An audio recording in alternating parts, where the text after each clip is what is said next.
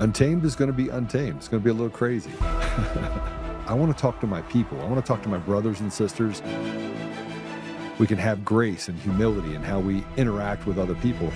Oh, hot dog, look at you. And nobody talked about what's really happening. And let's have conversations about what truth is.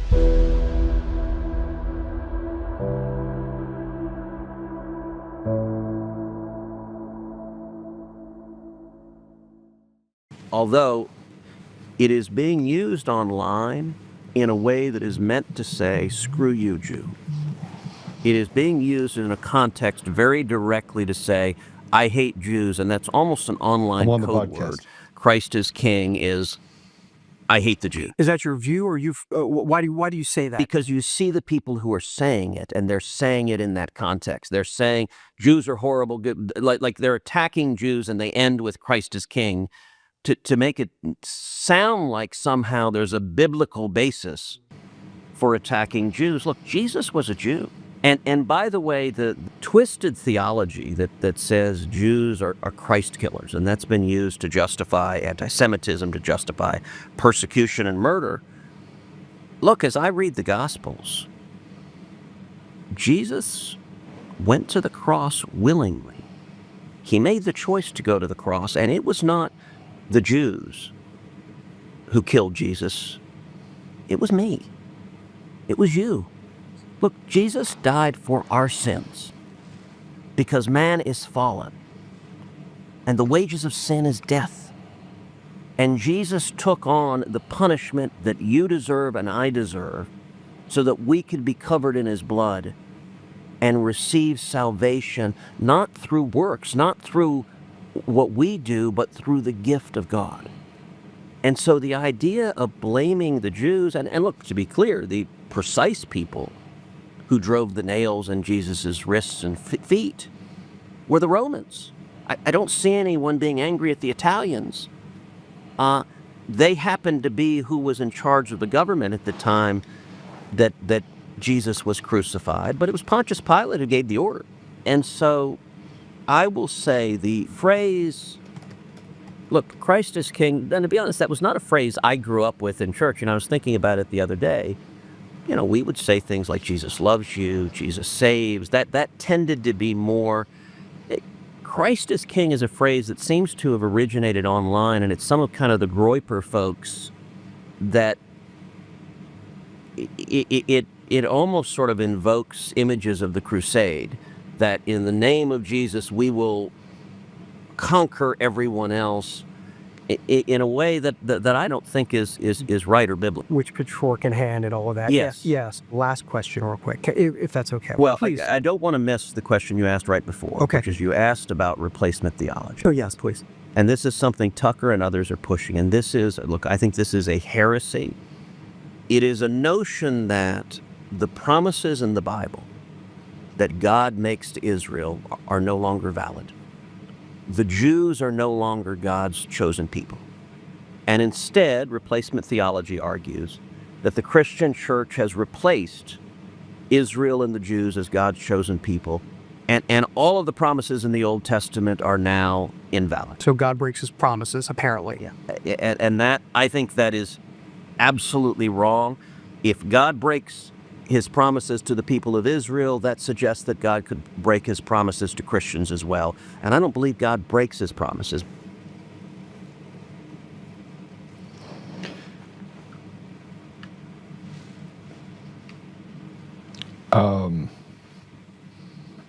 Ted Cruz. This will be a hard podcast for me for a lot of reasons. The first of which is Ted Cruz just gaslit the entire country and the world. Just gaslit them.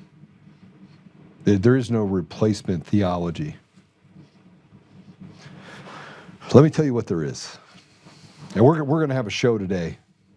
And, you know, I've been going back and looking at all the anti-Semite, racist, homophobe, all the dog whistles. And there is a general fear right now that anti-Semitism may set in, and the sky is falling. They try to control the narrative and control the public by creating something about what he just said. Christ is king was made by the Groypers. You know what, Ted? Fuck off. I'm just going to say it. And I'm a Christian. You can say, Joe, don't use that word. Well, if you're more offended by that word than you are by a guy telling us that we have to pick whatever he tells us to do or whatever the government tells us to do, and then they use our own faith against us as a beating stick, then you have a problem. I don't. Our entire society is falling apart at the seams. Christ has been removed from every bit of everything we do inside of our community. Has been replaced by art classes that are grooming clubs. They have Satan classes inside the schools because you have to have equal opportunity for children to learn about Satan and learn about God. You're not allowed to pray on the football field. You're not allowed to pray in sports events. You're not allowed to do anything related to God because God forbid you actually do those things. Can you go ahead and just mute that for me real quick so it's not in my ear while I...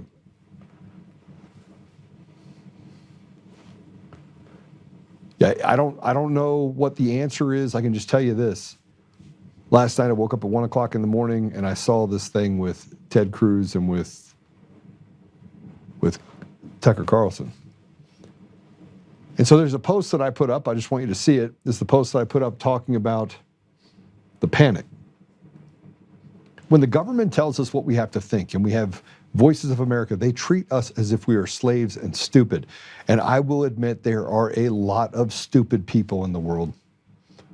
I mean, the average IQ being 100, let's say that 100 is the median, that's why you have it. And if you're below that median, you're probably just not that bright. And so you can be swayed by someone like Ted Cruz coming in and saying, we have to invalidate everything that's in the Old Testament. Just so you know, the thing that he's referring to is Genesis 12, and it does not say that you have to bless the Jews. It talks about Israel. And frankly, if you go back in time 200 years, it doesn't even say that. And you're talking to a guy that has a heritage that is Jewish and Christian and Catholic, and I'm a mutt. And being able to separate the people inside of Israel, in this country of Israel, and the leadership and what they have done, and the leadership in this country that are faithless, godless, atheistic people that tell us that you have to support them because they're Jews. That's just absolutely 100% absurd. I don't have to support the killing of tens of thousands, hundreds of thousands, millions of people. I don't have to support that. And I can also say that I'm not anti-Israel, but this isn't Israel, this is the United States of America. And going out there and indiscriminately bombing areas or people based on their ethnicity or based on the fact that they're Persian or Arab or Muslim, I find absolutely reprehensible. And for you to justify it with the idea that you have to support Israel because the Bible tells you to is an absurdity beyond absurd. Now let me just take you to this Bible verse, which is John 14:6. Let me read it to you. I mean, just so you understand. God didn't actually revoke any promise because God made a promise to the people. I mean, it was before Noah's Ark, by the way. There was 8 people on Noah's Ark. There's 8 blood types. I've been reading all sorts of crazy stuff. It's kind of neat. John 14:6 says that I am the way, the truth, and the life. No one comes to the Father except through me. Well, see, now they're trying to say that, the Jews didn't actually kill Jesus. The Romans did. So on one side you have saying that people are stupid enough they can't think for themselves. I have to tell them what to think. And on the other side, you have an entire group of people that are saying, oh, yeah, I don't see anybody mad at the Italians.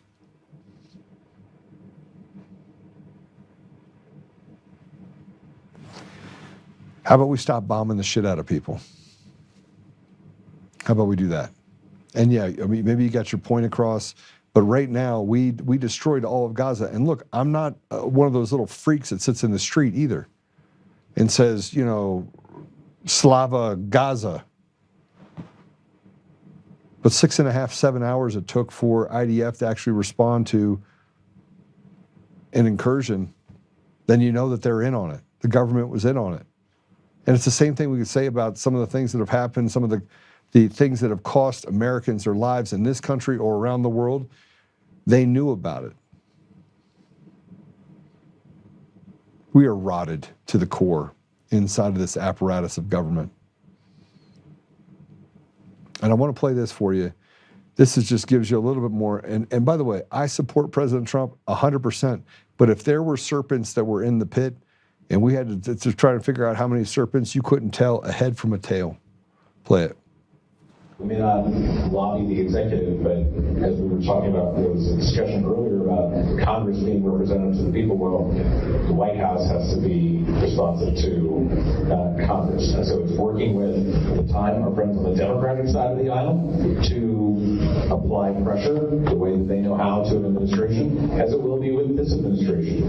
Bob was talking about the people who will get appointed into some of these jobs. Look at the top level, you talk about Marco Rubio and and Michael Waltz. Those three people have something in common. They all serve in Congress. They all have relationships with key AIPAC leaders from their communities. So the lines of communication are good.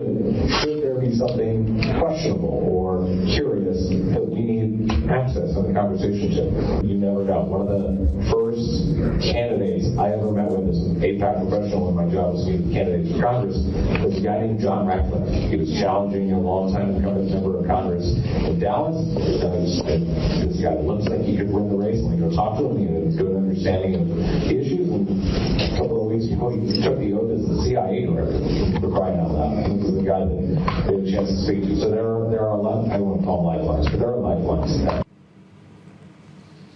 There are lifelines in there. You know, I think the truth is something that doesn't need defending.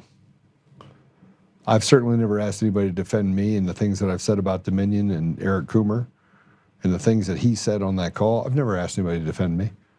I've never asked anybody to lie for me. I've never asked anybody to embellish things for me. I've never asked anybody to do anything that would be dishonest, immoral, unethical. I didn't have to do any of that because the truth was enough. But you're asking people in the public who are suffering, $5 gas now, inflation through the roof. Stock market seems to be still doing well. I don't even know how that's even possible. And gold's at an all-time high, silver's on a high. The have-nots are getting poor, way poorer. And we say that we have to now support Israel. This has gotten completely out of hand. This is not what we signed up for. And here you go. This is a AIPAC tracker on X. Ted Cruz is paid to parrot Israeli propaganda. He collected over $1.5 million from AIPAC and their allies. And again, if you had to take Democrat, Republican, you put them on a thing and started looking at what's happening, the people don't matter to these people. We're an inconvenience. And then Ted Cruz, you know, I wake up disgusted every day about this club that keeps going on. Recognizing that I'm running for governor of Colorado and I'm going through this process. But here's what happened when, after he did all this and said all this and pissed all over the American people, he got on a stage in a group of Christians who are pissed off at the fact that we're killing people. Because the Bible fundamentally says, do not murder. And when innocent people die in a political fight, I don't know what else you call it. Play it. Respectful dialogue. I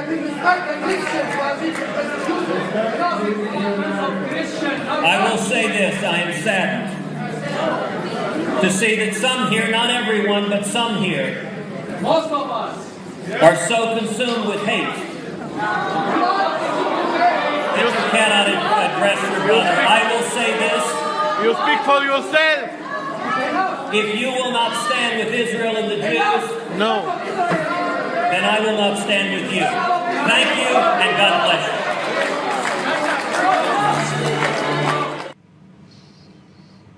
If you do not stand with Israel and the Jews, I will not stand with you. He is talking to a room of Americans. Think about what that just happened. Think about what he just said. Think about the strong arm and the bullying tactics of the radical left. And now I can see even more clearly what's happening with our leaders is that they want to just divide us. I have one more post that I want to go through, but I want to tell you this. Yesterday we had two attacks yesterday. We had two terror attacks, one at Old Dominion University who was taken down. His name is Mohammed Baller Jalal, a 36-year-old former U.S. Army National Guard member and naturalized citizen from Sierra Leone. Figures. Opened fire in a classroom and Constant Hall, yelling Allah Akbar before shooting.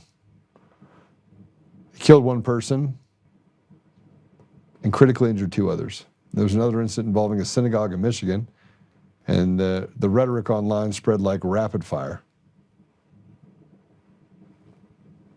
And people came out of the woodwork to talk about whose fault it is. Now, we have a guest that's going to be on today that's going to talk about refining operation experts and talking about what's happening with gas prices. And the fact we have California, we have deliberate actions in this country designed to actually spike the cost of utilities to make it nearly impossible for Americans to live. That is happening right now. And it's designed to kill our country. It's just to destroy our country. But you got to tell me that I have to support Israel. So I wanted to show you this post. Last night I woke up to Tucker Carlson, and I want you to share this post if you can. Take me to the part about where Tucker said first. No, that's not it. That's not it. A7, that's not it.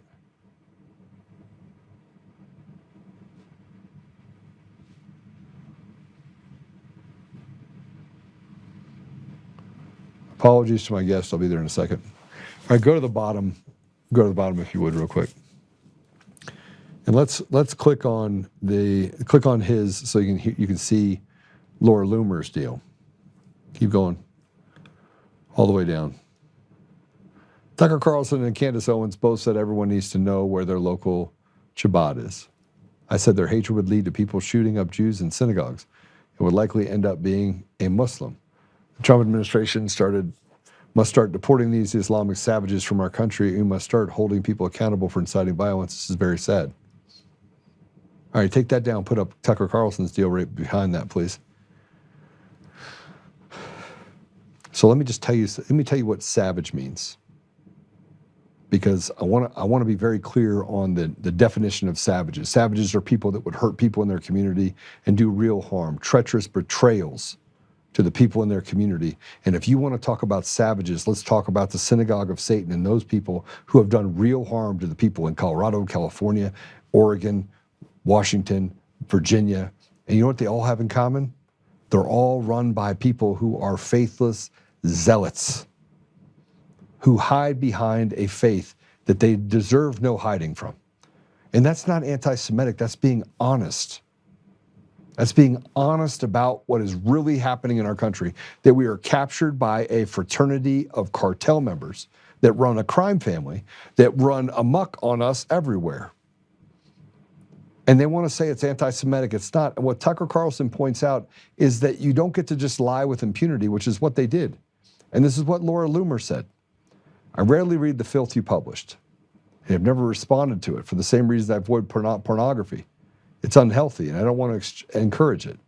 But in this specific case, I understand exactly what you're doing, and I'd like to stop it now. I've never said or suggested everyone needs to know where their local Shabbat is, or anything remotely to it. I didn't attack or even criticize Shabbat, an organization I mentioned precisely once in my life. Last week, I said I believe the IDF soldiers in Israel received third temple patches for the uniforms from Shabbat. I believe that's true. Please let me know if I'm wrong. Not that you care. The point of your post is to blame me preemptively for violent attacks on American Jews that you believe are coming. This is an absurd slander, of course. I abhor violence against innocents, which is why I'm disgusted by what Israel has done in Gaza and why I argue against the current war in Iran. As a Christian, as an American, I also vehemently oppose punishing anyone on the basis of bloodlines. The concept of Amalek has no place in Western civilization, certainly not in my country. I am therefore strongly opposed to anti-Semitism precisely as much as I am to the anti-Arab hate you promote or the anti-white bias embedded in the U.S. government and our largest institutions. It's all immoral and indefensible. I believe in the inherent right of the individual because I believe in God. What you're doing divides this country more than you likely understand. I hope you will stop. Now, after I read this last night, I got up in the middle of the night, couldn't sleep. It was 1 o'clock in the morning. And I got some stuff that I need to work through. And so I had to write a response to Tucker. I wanted to put it out there because I want people to understand that I'm taking a stand not in support of one or the other, but into the fact of let's just get to the place of humanity. I stand for it. Let's just stop killing each other. We ultimately, eventually have to get to the place where we have conversations and dialogue, but we bypassed all of that and went straight to war. And not to the behest of what is good for America, but what is good for this little country over in the Middle East that frankly has a bloodlust that is unquenchable, not by the people of Israel, but by the leadership of Israel, which is closely related to Mossad, which is closely related to the CIA, which has overthrown over 70 countries around the world with fraudulent elections. Fraudulent elections have consequences that put all of these people in the position they're in the United States and around the world. I said, not sure if you are ready for this. Tell me how you can disagree with this and call yourself morally aligned with God. Tucker talks of absolutism that leads to the slaughter of innocent people, no different than racists that attack blacks holistically or thinking that everyone in India is involved in grifting Americans for Best Buy gift cards. Loomer's words are dangerous. They are tribal and they are evil. There is no superior race, and Arabs, Persians, or even Muslims are not holistically our enemies. Ted Cruz, Mike Huckabee, Laura Loomer, and so many others demand blind, ignorant allegiance, not to America, but to a country run by largely diabolical people, tied to other diabolical people who also have held hostage the people of Israel. People that hide behind being Jewish while also stating that they are atheists and unbelieving zealots. Yuval Noah Harari is a gay Jewish man who stated at the Economic Forum that he will and others become gods while proclaiming that God does not exist. This is what we are to follow? Hard pass. I don't stand with the devil, not even for a minute. I don't question President Trump and his desire to stop terrorism or defend our nation from threats. I question the conventional wisdom of absolutism because it does not exist, and there is no club that God created whose foundation is death and destruction, which he would bless and support. I will direct you to a simple Bible verse. Jesus answered, I am the way and the truth and the life. No one comes to the Father except through me. Tell me where it says anything about denying him and being true north for our nation or the world, for that matter. I'll wait. I just want you to know that at 1 o'clock in the morning, I'm still as coherent as I am in the middle of the day. So with that, we have to welcome our guest who has been patiently waiting with me. He is a veteran of refinement operations. He's an expert. So Mike Ariza, he has 35 years experience in California's oil and gas industry. Should be a good conversation about that. And he served as a machinist petty officer, second class in the U.S. Navy, nuclear power program. And he qualified as the North ISOMAX operator at Chevron Richmond refinery. So I just want to welcome Mike back. Mike, welcome to the show. And no need to apologize. You're covering very important stuff. It's just a lot, brother. It's just a lot. And thanks for coming back on and talking through, what can only be described as something that's hurting Americans, and that is high fuel costs actually bleed down to high inflation, to high food costs, to it is a thing that can basically choke off a family in America that's already suffering. Yeah, and in California, they're making definitive steps to cause it to bleed off even faster to the point of catastrophe, to the point of a total national defense issue, not just California, the entire nation. Since we talked last time, the Valero Benicia refinery has gone down in California. That takes us down to 7.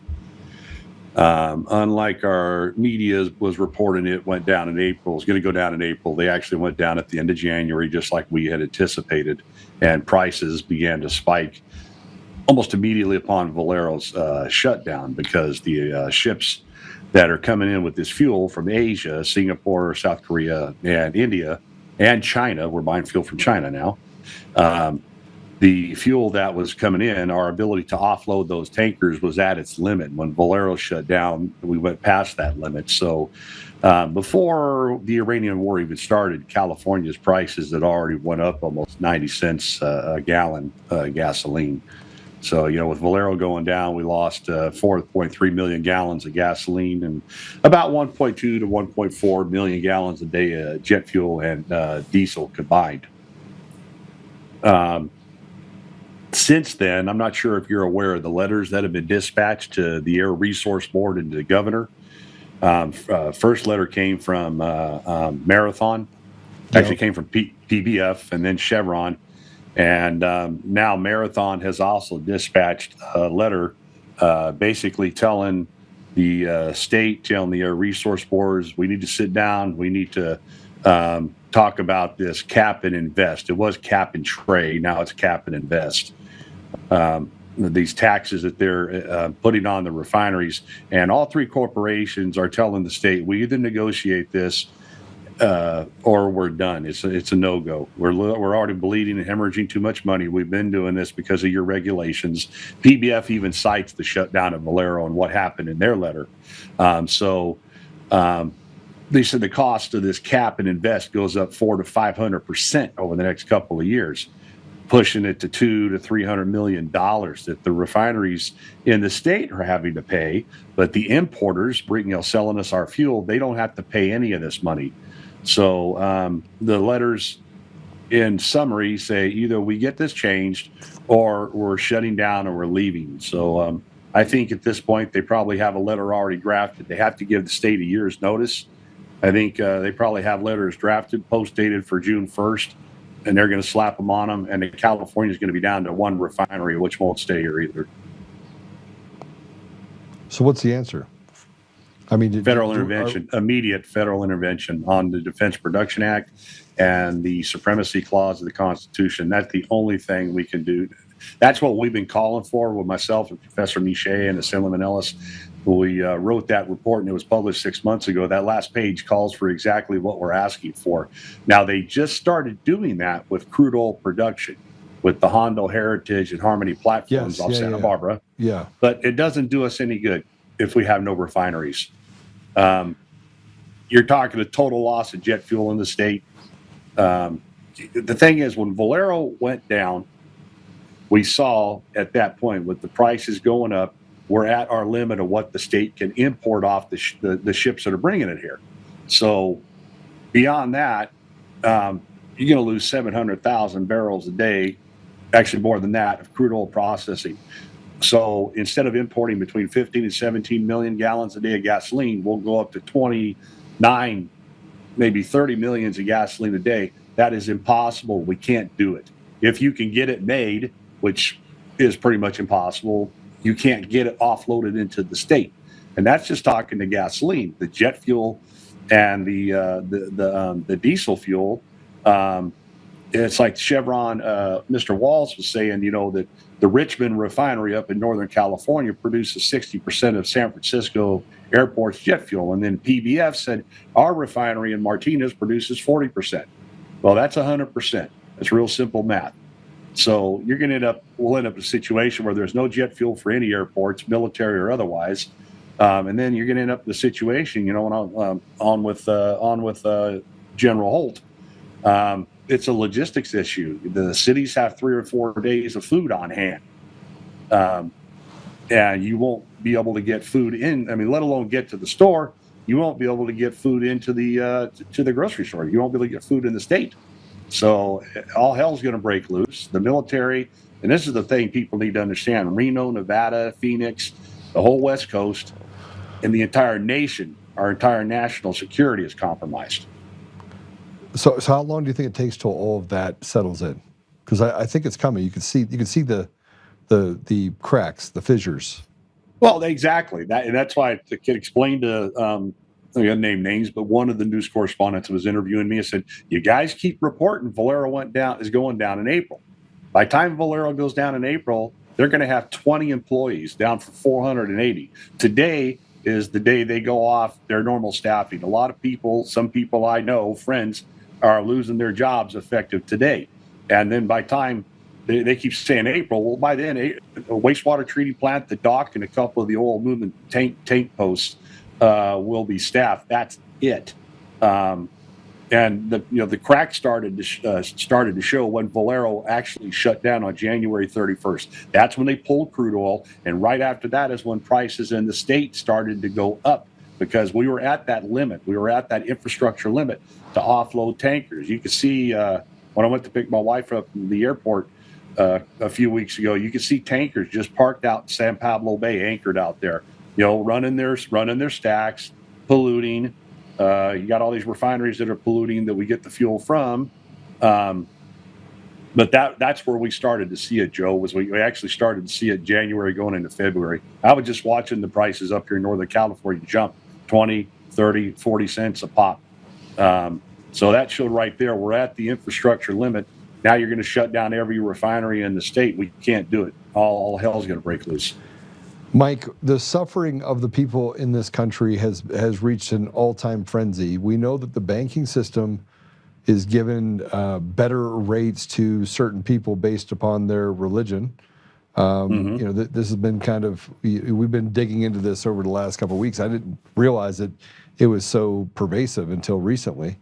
You have our leaders saying that we have to support another country overseas while our country is basically burning to the ground. Like they have unlimited, unfettered access to capital in that country, and we have wars that we're basically fighting on behalf of them as a proxy. It's gotten to the point now where the American people are like, enough. We've seen enough death and destruction over the last 30 years. It hasn't gotten any better. We've been in now, 40 different conflicts.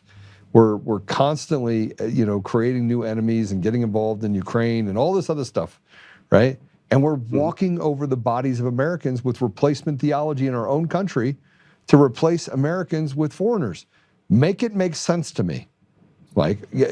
There is no sense. And right now, there's going to be a lot more bodies to walk over here, especially in California pretty soon. Katie Grimes of the California Globe did some investigating. A lot of the policies being issued by this Air Resource Board are coming from China, out of Tsinghua University, which is also where Xi Jinping went to school.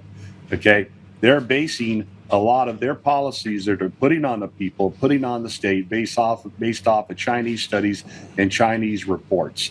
So this state is going to go into a total economic collapse. You look back and I use the word unprecedented. Okay, you never had Chevron, PBF, Marathon, major corporations, especially Chevron. Everybody knows Chevron in the country. Okay, right. They're saying the same thing. They're all writing the same thing. They're saying the same thing. This is unprecedented. They have never made this type of announcement. These major companies have never gotten together like this and said, hey, we can't keep doing this. We're not going to keep doing this. It doesn't make sense. We're bleeding out hundreds of millions of dollars. You totally screwed over Valero, and we know you did. PBF basically wrote that in their letter. So when if we don't get intervention, we need intervention now first to restart Valero, because it's getting past that point of no return where it'll take months to get it back up. There's so much difference between mothballing a refinery and it just shutting down for maintenance. One thing in particular is inventory in tanks.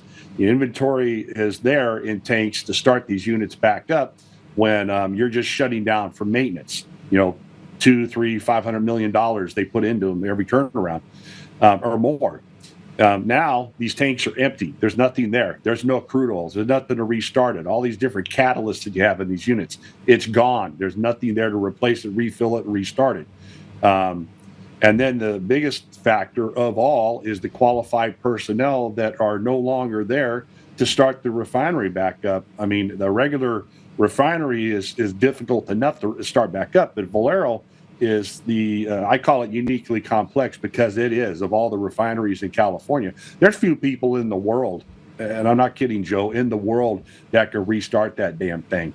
So that's the problem. That's where we're at right now. If back in the 70s, we had a crude oil shortage. Yes. You had the refineries. You had 41 refineries back then in California, plus across the nation. When the crude oil came back, the refineries started back up, and they got the country back off its knees in California as well. we have any shortage caused by these geopolitical events that we're seeing, which we said, possible storms holding up tankers, which I had to deal with at Valero. Issues with the port of Los Angeles, like a cargo ship caught on fire so bad they had to pull it away from the port. And then when you reach an infrastructure limit to offload, which is where we're at, any of these type of events, and the state goes into a shortage, takes nothing to go into a severe shortage. And unlike the 70s, California doesn't have the refineries to pull itself out of those shortages. Those shortages will be long-term. There will be civil unrest like has never been seen before in this country. Well, we see it, Mike. We already see it. We see it in L.A. I mean, look at what happened. Look at what happened in L.A. I don't know if you guys understand this, but they attacked an entire block. They had this event that they had going on, and you had these thugs out there. They broke through the deal, and they literally attacked everyone in there. Everyone. I mean, literally, it was a melee. That just happened last week. Yeah, and things like that, it'll be commonplace, but it'll be en masse across the entire state, and in Reno and in Vegas. People are going to be you got to eat, you got to feed your family. People get desperate. We saw what happened with toilet paper. They couldn't wipe their asses. I mean, when they can't feed their family, when you can't feed your children, and food resources are limited or barely, almost non-existent, it's going to get violent. It's going to get violent everywhere. All right, let's talk about our presence in the Middle East, and I want to draw the synergies back from there to here. You have shipping lanes that are not they're not safe, right? So they can't get the oil out. You have some attacks that are happening in certain areas. It's affected some of the oil supplies for this global economy. How do we get away from this? How do we solve? And maybe I'm asking too complex of a question that I don't know. I don't expect you to have the answer to. I certainly don't have the answer either. But how do we get to the bottom of this and get to a place where we don't have to deal with these geopolitical ramifications on top of what's happening here in the United States? Well, what I've seen so far is obviously you got to eliminate Iran's capabilities. It seems to me with these, despite our Navy and our submarine force, it seems there has been a little bit of underestimation of their capabilities. You consider everything we've done to them, and it was 8 or 9 days this has been going on, and now they have some ability to attack tankers, to close off the Strait of Hormuz. It seems like we, underestimated one area where we needed to have a little more focus. Shutting these off, and this going back to California, this is where California is also very vulnerable because, in the past, California imported 4% of its crude oil. Now California is importing 70% of its crude oil. 7-0. 7-0, and now 3-0. Even with President Trump in office. Well, yeah, because they're not. Well, that's why they are invoking the Defense Protection Act to get these platforms pumping into California, which they were pumping when I ran the refinery. They were running into California. But yeah, 30% of it's coming from the Middle East. So now California is more vulnerable to the price swings because they're importing far, far more crude oil than they used to, despite the fact that we got the 5th largest reserves in the country. And then also with China supplying us with fuel, with Beijing gave an order to its refining industry, no more diesel, no more gasoline exports. The same thing with South Korea, Singapore, they get a lot of their fuel from the Middle East. So as they get cut off or the price goes through the roof, their price goes through the roof. And it's another situation where California can get cut off from the fuel that's being imported here, which puts us immediately back into that situation of a shortage. So, I mean, finish this thing off with Iran. But, our military has done a phenomenal job. And President Trump, with it and the Secretary of War have done a phenomenal job. They've eliminated, I'd say 95% of the total threat has been eliminated, and it needed to be done years ago. And our president had the courage to get it done. But we need to address this issue with the tankers. going through the Strait of Hormuz. The thing, it's fortunate that the Saudis had the foresight to run the pipeline to the western side of their country to the Red Sea, where they're starting to run like 5 million barrels a day. I think they're offloading and shipping it out. But that Strait of Hormuz, they need to look at that too. Is there anything in addition to what the Saudis are doing later on? Is there some other type of infrastructure that can be put in to make this Strait of Hormuz not quite such a critical, a critical item for us as far as affecting the entire world's economy? Well, there's other gateways that they can use. There's other pathways they can use in order to ship the oil, other than that strait. So and this is something they had to do way back when we had problems in the late 90s and early 2000s as well. So we know that there are ways to get the oil out without having to go through those shipping lanes.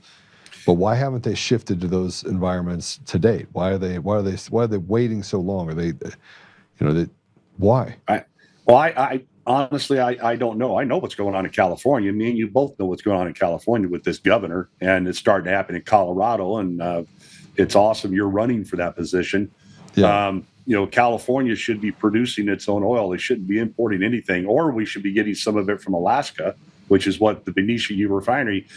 When I ran it, we were running about 25 to 30,000 barrels a day of San Joaquin Valley crude being pipelined up to the refinery, and about 80,000 barrels a day of Alaskan North Slope crude. And then we would, get another 15, 20,000 from other sources like the Hondo, the Heritage, those platforms when they were running into California.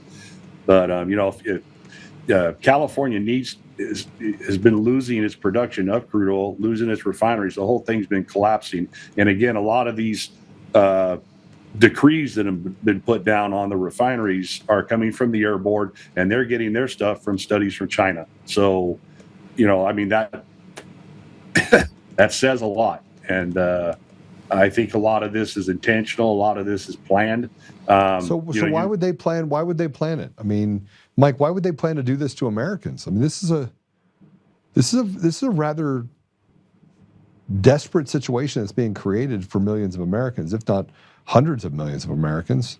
No, they've shown a lot of desperation just for their green agenda. We're virtue signaling. We're green.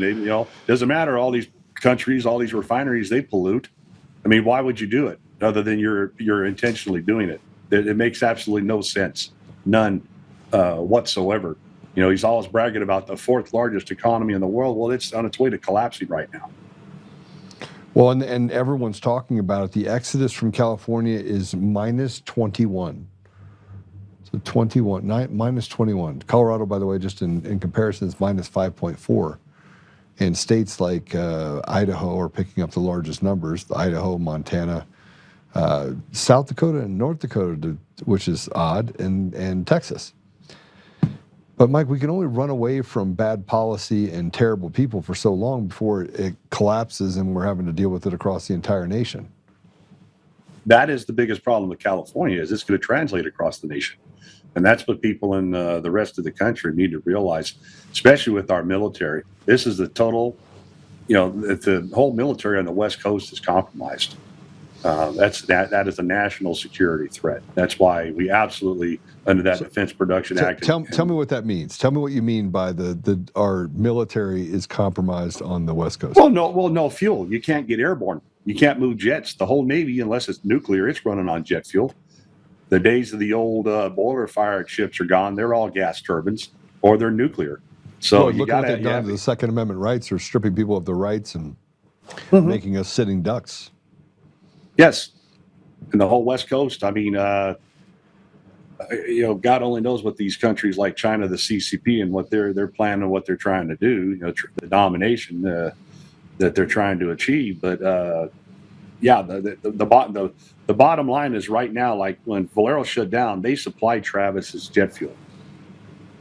So now they're obviously trying to import it, and then we're infrastructure limited. Now, if it gets to where they have to, we get so short of gasoline, then they'll start, as it phases in, like these refineries going down, they'll bring the jet fuel in, because you'll have places like Travis saying, hey, we got to get the fuel, too bad. So what you'll end up doing is having bigger and bigger gasoline shortages, because they'll prioritize offloading the tankers that have jet fuel, which will delay the tankers that are sitting out there in the bay with gasoline. So the prices will just continue to go up. There's some photos I've seen, as high as $10.26 a gallon already. That was at an ARCO station down in LA. So the prices are going through the roof.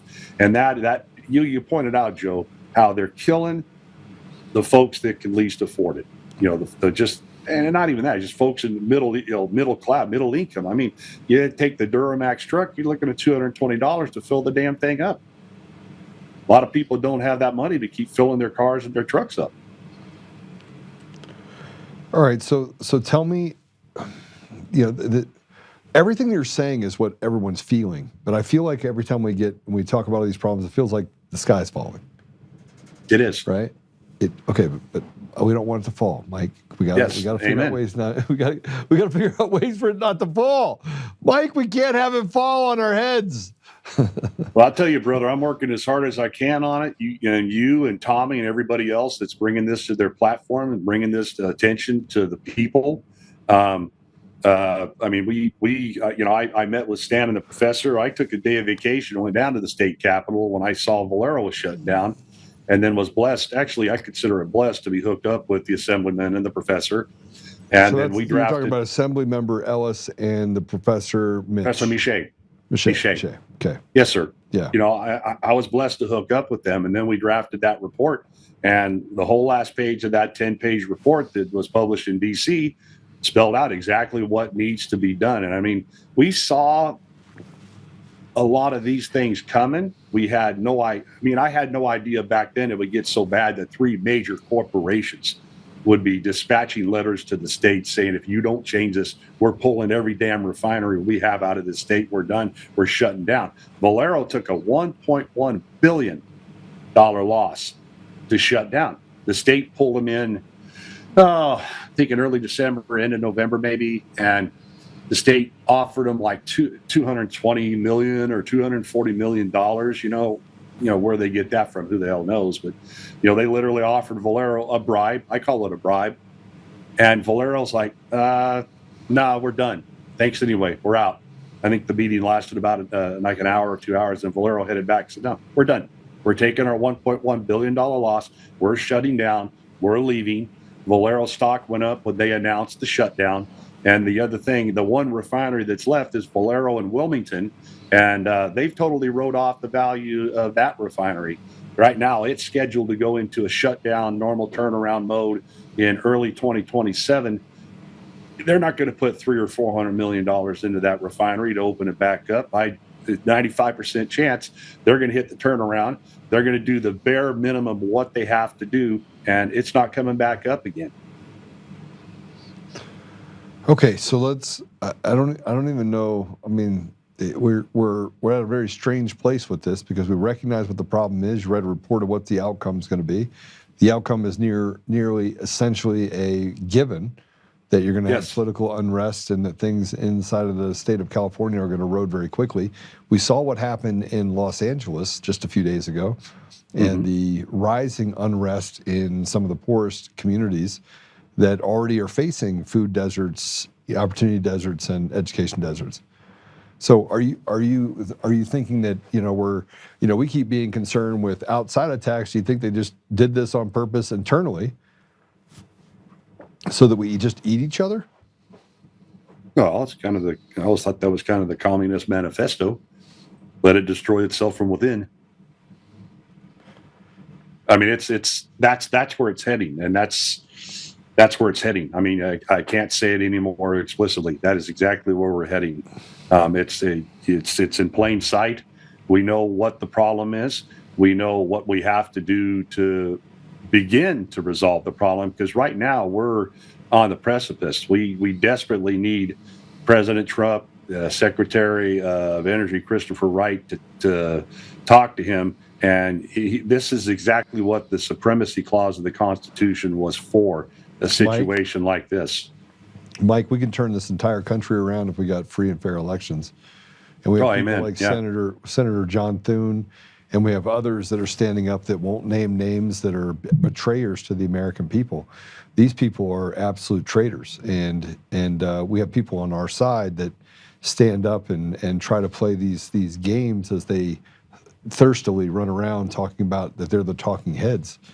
And you know, some of the people I'm talking about, they don't talk in these terms. They don't give up any of their time unless they're paid for it. So you have basically the, I call it the Tallymuns. Do you know who Tallyman was? No. So this is a guy that was a political hack back in the 17th century that basically just whatever was popular, that was where he went. Oh, you Republicans are in office, I'm a Republican. Democrats are in office, I'm a Democrat. Right? He would just play this circus back and forth, and that's in essence what we have. We have politicians that are feckless, doing the work of outside sources, and if we don't do something very quickly, the United States is actually not what's at risk. Global chaos is what's at risk. Yes, sir. Yes, absolutely. Totally agree with you, Joe. All right. Mike, thank you for coming on the podcast. And thank you for having me. Thank you. I'll have you on again. Hopefully the next time we talk, we have a solution and they sign some things and do some things that allow for us to have free and fair elections, kick out all the government people, maybe have a 50 or 60,000 people get arrested for treason and sedition and other things. Start here in California. Yeah. Start here in California. I mean, Mostly leaders. Yep. Yeah, the people are good people on both sides. And then you have the radicals that are just trash. Yep. All Take right, care, God bless you, Mike. I appreciate you coming on. God bless you too. Bye-bye. Mike's got a hard job. He's out there fighting the good fight, trying to tell everyone what's happening, sent this report to D.C. D.C. is basically sat on it because you have feckless retards inside of our government. They're just retarded. Yeah, they don't care. I mean, the thing about politicians is politicians are the last ones to recognize the consequences of the things that they've done. The last one. And people that are out there fighting for things like women's rights and, we got to put up pride flags and that are very selfish individually and don't care about the consequences as long as they get what they want. Those are the people that win when you have stolen elections. When elections are ripped away from the people and they basically could become serfs and slaves. And in the case of Colorado, we're on the brink of a complete collapse. And we know who the enemy is. The enemy are people of the synagogue of Satan, the judges, the lawyers, mostly lawyers. And if you go back in history 200, 300, 400 years, it's always the lawyers. It seems to always be the same people, the weak, pathetic pieces of trash that then rely or lean in on the police and others to be their hired henchmen. But let's talk about this. Let's talk about the divide. It's a lot. It's a big divide. And they divide us religiously. They rely us culturally, socially. They rely us based on geoeconomic, put us in different areas. They try to make stupid people smart and say, oh, you went and got a doctorate over here, so you're really smart. Piss off. Some of the dumbest human beings I've ever encountered in my life have PhDs. And you'd say, well, they're really smart, they got a PhD. Let me explain to you guys what it takes to go get a degree, to get a PhD. You have to study something, then you have to write a paper on it, and then you have to have this board basically say that was a good idea and you wrote a nice paper. So you got to read books and then you have to adopt a thesis or an ideology based on what you're reading, and that's how you get a PhD. It's retarded. It's retarded. I mean, most of these people couldn't find their way out of a paper bag, but they tell you that they are the intelligent ones. Eric Coomer's a perfect example. He's a PhD in nuclear engineering. He says nuclear physics, which it's not, it's nuclear engineering. But let's hypothetically say that he's really smart on that. He's mathematically smart. Here's a guy that's that smart and writes about how intelligent he is and how he wants to do harm to other people. Killing cops, assassinating the president. The people in Texas are stupid. He's above them. He is Just, he's very smart. Or people that said, I went to Yale or I went to Harvard, and I'm thinking to myself, I wouldn't hire you.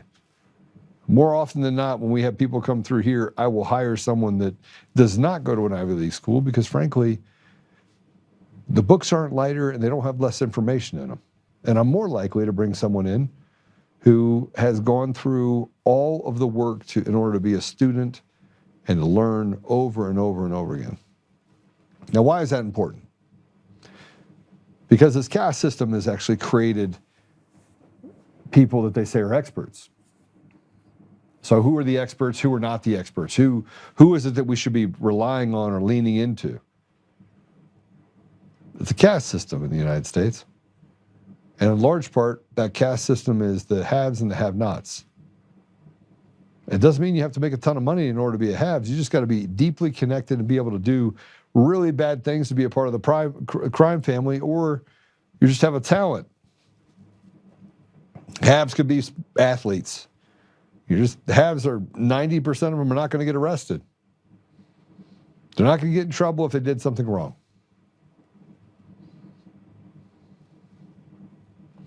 I want to put this up, and I'm going to go through some of these haves and have-nots and how just ridiculous and stupid we keep having conversations. It's just, we cater to the ridiculous. Instead of saying, get the hell out of here. I don't even care about that. Right? If you got a wiener and it swings, you're going to the men's restroom. If you don't want to use that, use the handicap restroom. There you go. It's over. Well, I don't want to go in there because it's like riding the short bus. Well, I don't want you in the women's bathroom.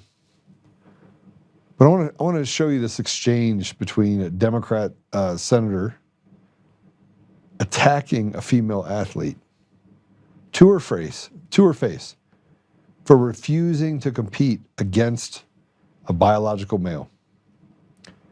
This is just how sick these perverts and pedophiles are. Play it. I mean, I have my sports hat on now. It's all about a sports mentality, growing up in sports, being a tomboy. I mean, you look pretty healthy. I've played against girls that look like you. You look very much in shape and strong. But it's a sports mentality when you're growing up, and how much competition that you'll take on. So it's not just a silver bullet for one community of sports players. It's the individual person on how competitive you want to be. So you grew up one way, I grew up a different way. I would have taken on a man in a heartbeat. I played in, I was the only girl sometimes in men's sports. But to have a man on my team, I would have welcomed it, but this is just my opinion. So it just depends on the sports mentality of that individual. And that's why this bill is bad, because you're just putting a whole community of women's sports in one category, when women like me, we have a different opinion. So how competitive do you think you really are? Madam Chair, Go Senator, right as elite level athletes, I would say we're very competitive, which is why this bill designates 3 categories: male, female, and co-ed. The idea is that everyone can participate in sport. If you want to compete against your man, absolutely. Like, let's do that in the co-ed section. That's the clarity and distinction is really important. Because when men are allowed access into women's sports and spaces, it's not women's sports and spaces anymore. And as the passage of Title IX was so important, there is a need, a necessity to protect women's spaces. It's not to say that people are banned from sports. That's not the situation at all. If that's the level of competition you want to have for yourself, amazing, go try it in the co-ed section. But again, this is about protecting the women's category in women's sports. Okay. Thanks for your opinion. Thank you very much. Thanks for your opinion. She basically said, look, if you want to dress up like a farm animal, you can go to the farm animal section over here, the co-ed section. And I actually don't care if you identify as a woman or a man. I don't care. But for somebody with a mental illness to tell me that I have to let them go into a locker room with other women, and that you have to take the rights of all of those people, throw them out the window, just to respect someone who frankly is not thinking clearly, that 40% of the time will try to do self-harm. And if you add in harm to others, it rises to almost 60%. That's not something I'm comfortable with. I don't want to take a 60% chance of something happening to people around my daughters or subject them to it inside of that environment. I don't think it's unreasonable to say that if you want co-ed, great, we have co-ed. Like that, co-ed doesn't even care if you're a man or a woman or a transgender. It doesn't matter about any of it. And I think it's amazing that Kaylee Ray said very clearly that you don't know what you're talking about, but if you want to do that, just go over here. But of course, this Democrat sicko wants to make it more about someone that was probably groomed into the environment they are over the rights of women in their own sport. And here, by the way, is a Colorado State Rep, Randy Nugent, in Colorado. Now, I said before that we're under attack, in my opinion. This is what I think, but I want you to see what Mr. Nugent did. Please join me in the Pledge of Allegiance. I pledge allegiance to the flag of the United States of America and to the republic for which it stands, one nation, indivisible, with liberty and justice for all. Play it one more time.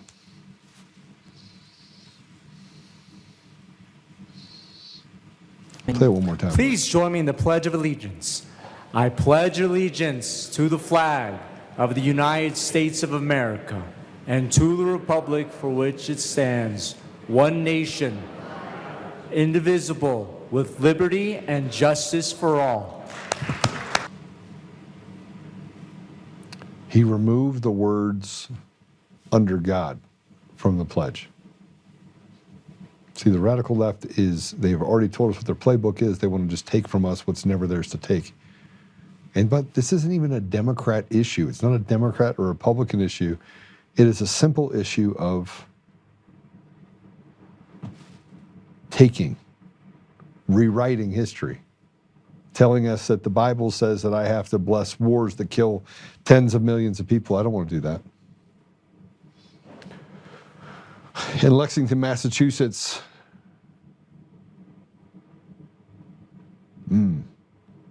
where the first shots of the American Revolution were fired, they're doing this. Public School Superintendent Julie L. Hackett sent a letter to the school building committee to approve her plan to implement all gender bathrooms at the new high school to create bathroom inclusivity. The plan specifically pushes to create affinity spaces for LGBTQ students and staff. They want to use your tax dollars to push the woke nonsense. I'm going to tell you that parents are going to have to stand up and do something about this. And the reason why you parents haven't yet done something is because of this thing called guilt. You don't want to be the one that they attack. Go ahead, take it down.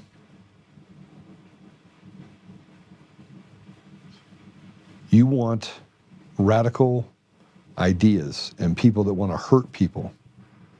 You want them to continue to, you want to be respectful of them. And I don't. I don't. I want to, look, if you want to be a purple dinosaur, you're welcome to be a purple dinosaur. But I do not have to change an entire population, the entire society, to bend to the will of radical retards. I don't have to do it. And that's all they are. These people do not represent Republicans, Democrats, independents. They represent themselves. They're a very small sliver of society.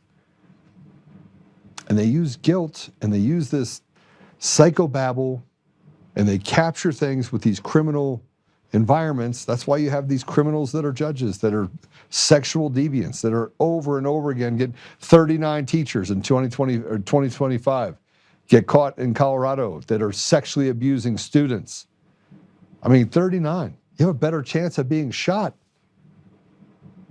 You have a better chance of being sexually abused than you do of being shot. Unbelievable. Here's Democrat Rep Jasmine Crockett, who, by the way, is out.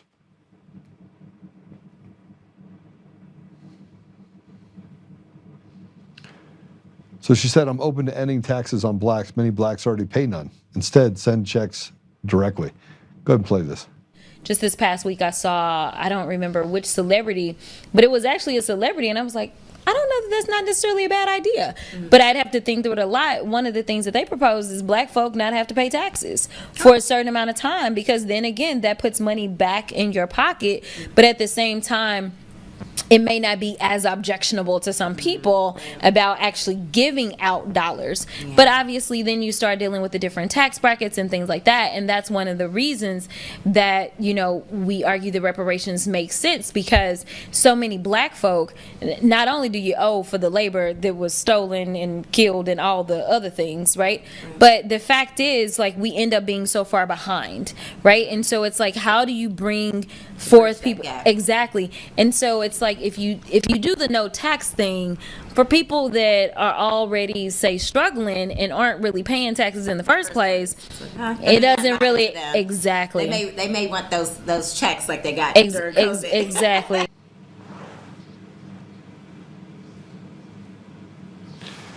You're a retard. You're a retarded piece of shit.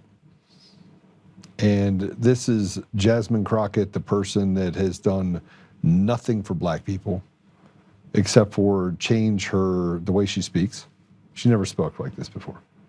She just changed it so she could get into theatrics. And then she talks about blacks and how blacks are taken advantage of.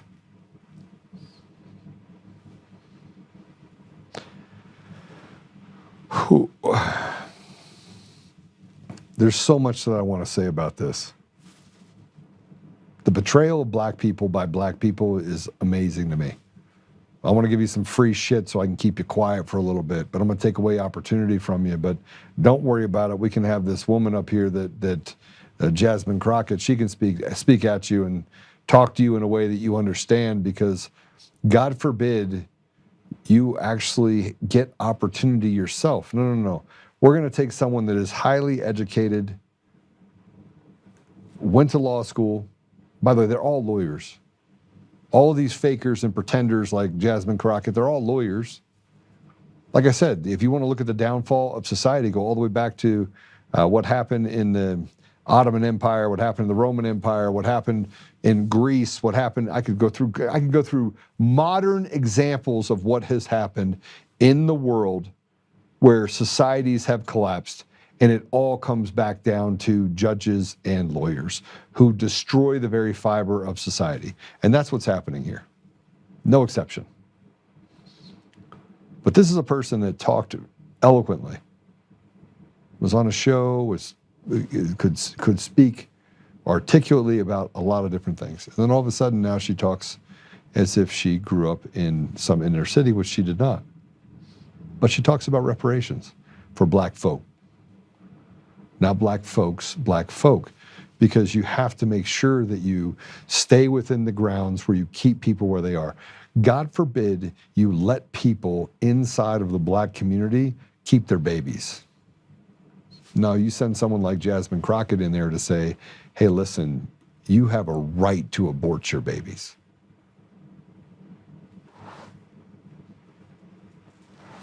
These people disgust me. Because you give free entitlements to Somalis, the Ilhan Omars of the world, billions of dollars. You saw it happen in Minnesota. It's also happening in Colorado. It's happening in every single state. Illegals are being given free health care, free child care, free education, free. And shame on me, actually. Shame on me. I contributed to it. I gave hundreds of thousands of dollars to an organization that gives people in the inner city access to private school education. I should have just gone and found families that were in the inner city that I knew were Americans and offered it directly to them. Why? Not that I don't care about every person getting access to an education, but because this piece of shit, Crockett, thinks that she wants to basically erode education, not even address it, and take away opportunities for the most vulnerable among us and say, go kill your babies, but we're going to give these people over here all the entitlements. We're going to step over you, but here, I got a great idea. Let's have you not pay taxes. And then have this is the best part, say that, well, most black people aren't paying taxes anyway, which is stereotyping that black people aren't smart enough or aren't excelling in society. Just Jasmine Crockett is. Everyone else is a ghetto rat. Just the idea of what she just said should be offensive to every black person out there. And the idea that they say that I'm going to do two things for you. I'm going to see if I can get some reparations out of these guys and make them pay. Oh, and on top of that, guess what? I'm going to do that for you. I'm going to take care of you. But on top of that, I'm going to screw you on the education side. I'm going to make it so you still live in the desert. I'm going to make it so you still don't have opportunity. And I'm going to continually remind you that it's white people over there while they're taking tens of millions of dollars. Go look up Jasmine Crockett and her net worth. Go look it up today off $170,000, $180,000 salary. Go look up her wealth. Matter of fact, I'll do it for you. Jasmine Crockett net worth.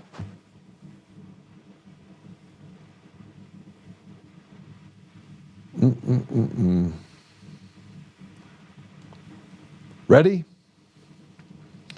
Jasmine Crockett has been she was an attorney, and I would love this. She was an attorney for about a decade, and her net worth is $9 million on $174,000 a year. Owns a $2 million townhouse. I mean, this is $9 million.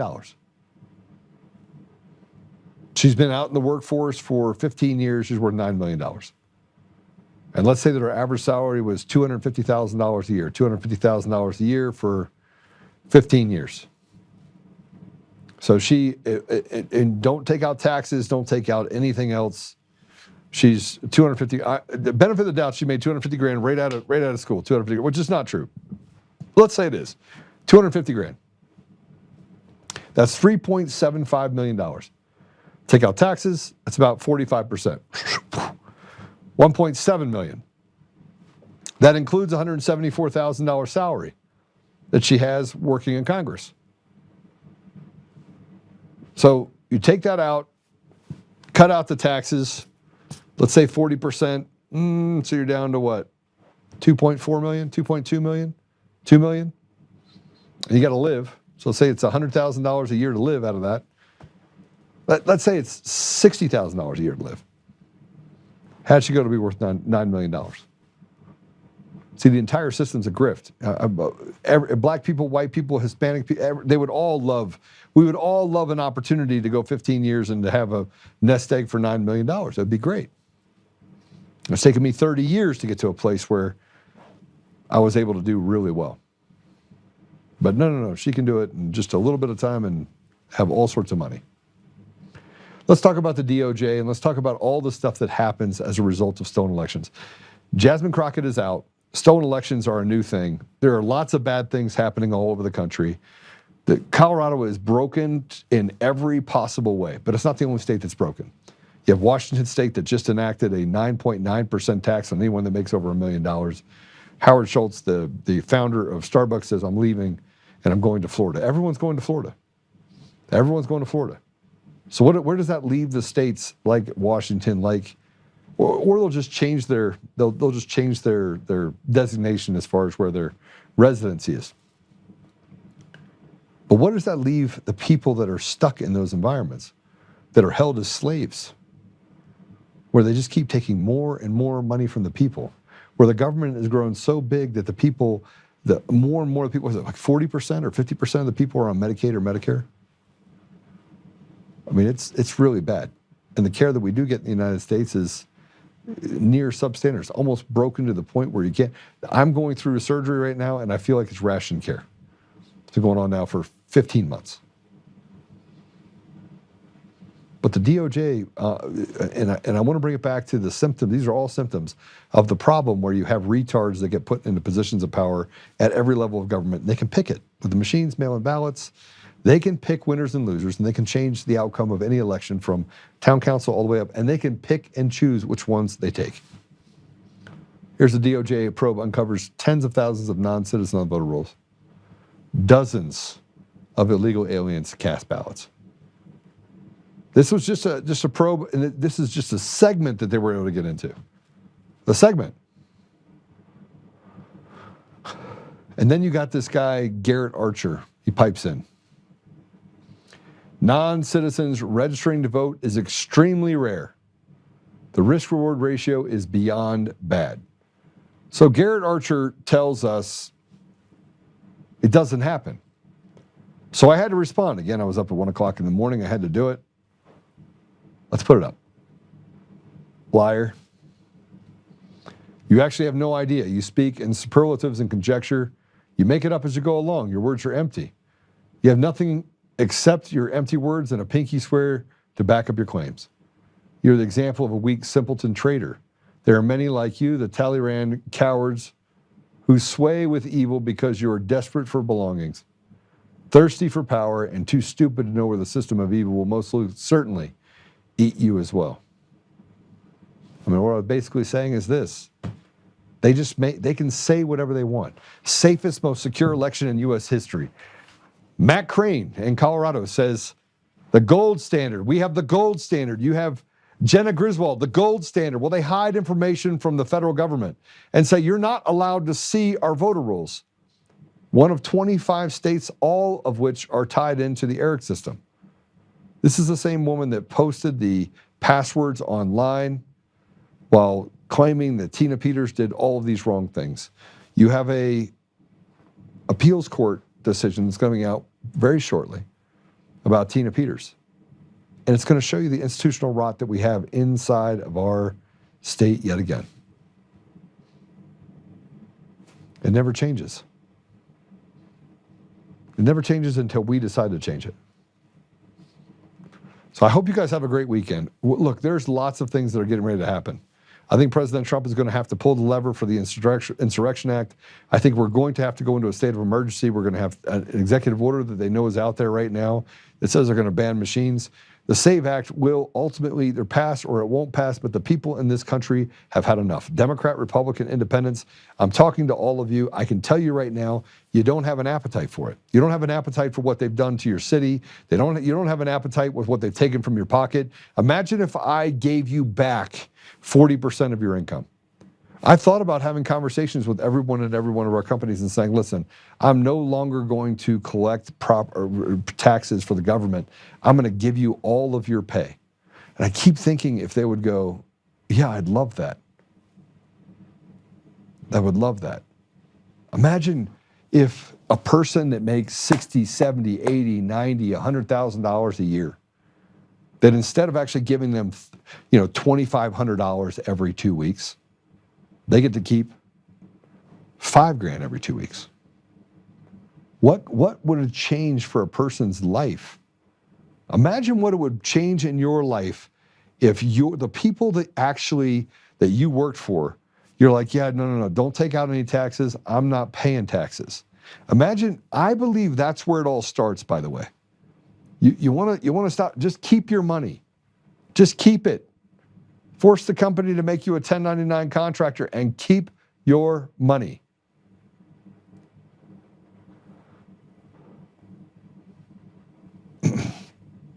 Oh, geez. We have a breaking event happening in Colorado. Breaking event out of Greeley. Breaking event out of Greeley.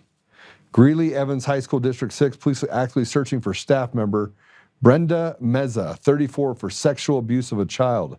Anyone with confirmation on Meza's whereabouts are urged to contact a local law enforcement agency by calling 911 or Officer Zach Eberhard at zacheberhard@greeleypd.com or 970-502-2186.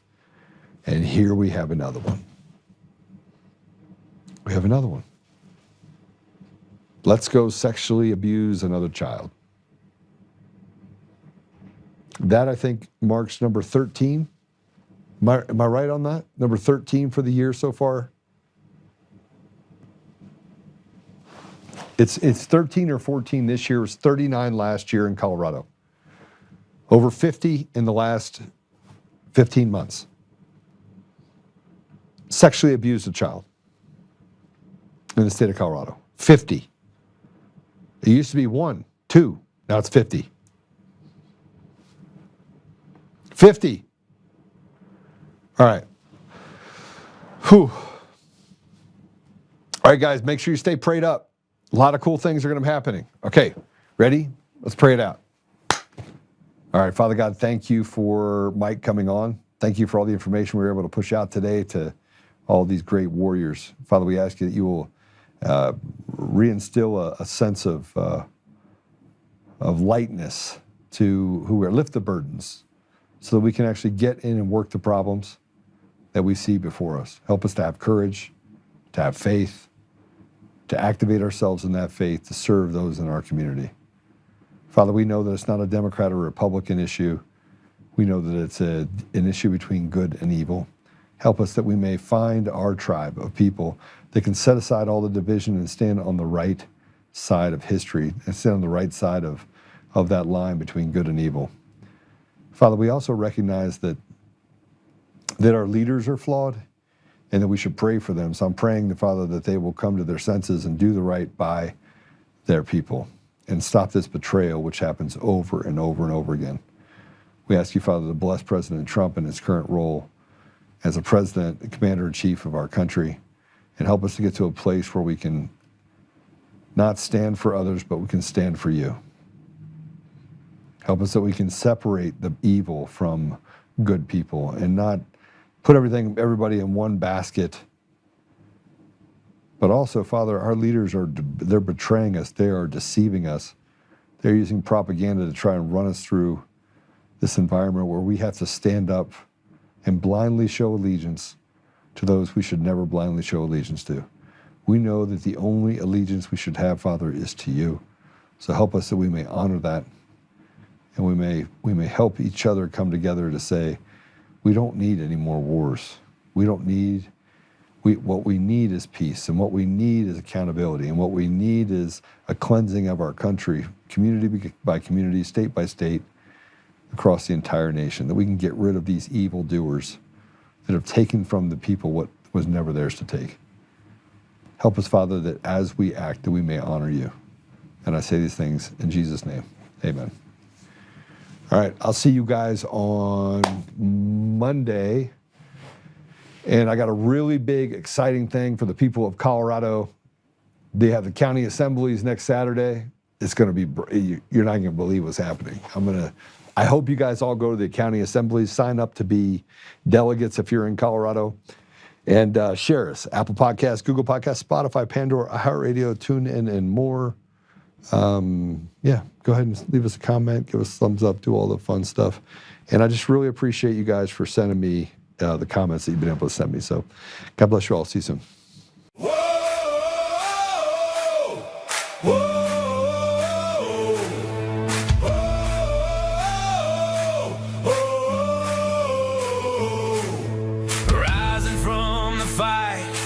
The forgotten and the free, exposing rigged machines, Kuma's lies, dominions deceit, pays $1,000 each day, shielding truth from corrupt halls, but he won't back down, standing tall through it all.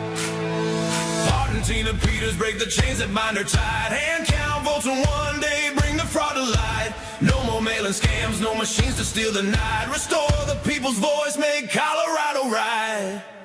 Governor Oltmann, lead us voting true. Best for the have-nots, fighting through and through. Abolish property tax, cut the tolls away. Shrink the bloated state, let the people have their say. It's our rally call. the tyrants fall. Untamed Colorado, strong and proud, we'll be one man for the people, set our great state free. Help the single moms, bring back trade school strong. Opportunity for youth, where the brave belong. Audit every NGO, ban the wolves that roam.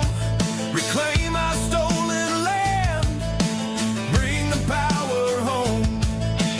Eric Coomer's fraud dominions, rig design, expose the stolen votes, cross the dangerous line.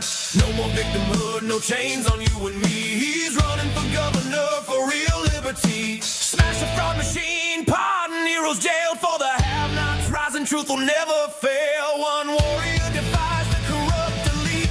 Colorado reborn, strong on our feet. Governor Oltmann, lead us bold and true. Badass for the have-nots, fighting through and through. Abolish property tax, cut the tolls away. Shrink the blow to stay, let the people have the say. Governor Oltmann, it's our rally call. Truth and freedom rising, watch the tyrants fall. Untamed Colorado, strong and proud, we'll be one man for the people, set our great state free.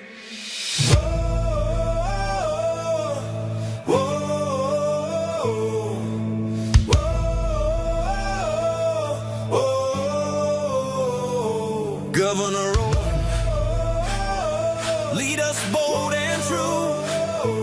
Governor Oltmann, freedom forever, Colorado, rise.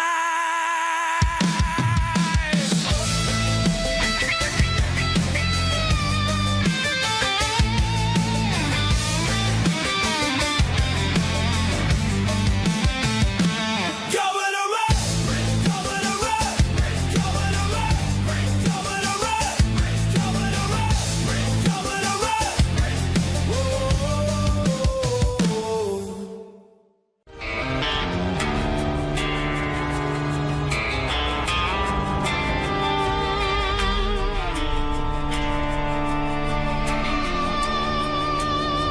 Rise up untamed, in the heart of the fight where the wild ones roam. Joe Oltmann's calling, bringing truth back home. From conservative daily to this untamed fire, we shatter the silence, lifting spirits higher. No chains can hold us, no lies can prevail. Authentic and fearless on this rugged trail. Patriots gather under stars and stripes. Untamed nation, igniting the night. Untamed nation, let the truth roll out in this land of the free. Standing proud from sea to shining sea, we won't back down. Catch the fire, wear the crown. Untamed nation, it's our battle song, motivating hearts where the brave belong. Yeah, untamed and wild, forever strong. Play it again all night long.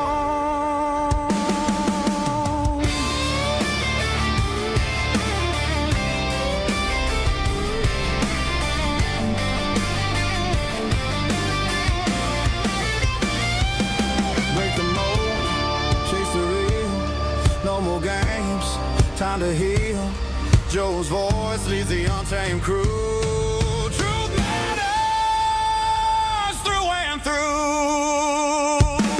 Untamed nation, let the truth roll out in this land of the free. Standing proud from sea to shining sea, we won't back down. Catch the fire, wear the crown. Tame nation, it's our battle song, motivating hearts where the brave